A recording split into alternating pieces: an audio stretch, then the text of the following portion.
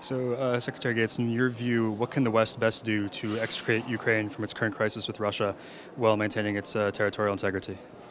Well, I think the first thing is I think we need to redress the balance a little bit in our own relationship with Russia. I think that Putin has continued to push against Western interests and, frankly, against American interests wherever he has had the opportunity. And I think we have not reacted strongly enough.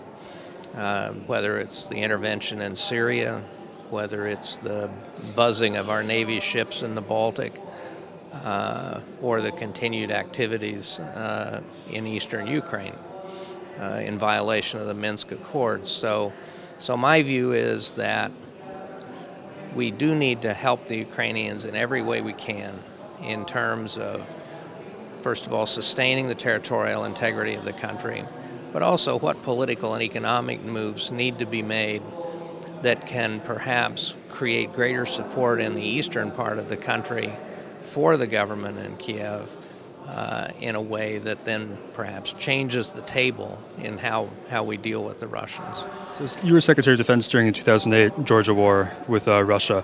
Do you think the U.S. should have responded stronger to that incident? No, the reality is in 2008 we were in the middle of two wars in Iraq and Afghanistan, in places like Ukraine, in places like Crimea and Georgia.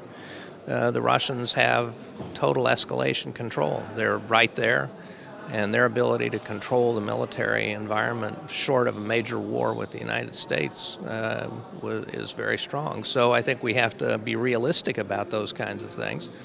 And I think we have to be realistic about the fact that neither the Europeans nor the Americans were prepared to send troops to Georgia.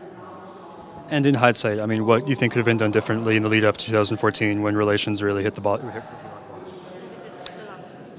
Well, I think you can always look back and say things might have been different, might have been done differently. I think that the political changes that took place here in Kyiv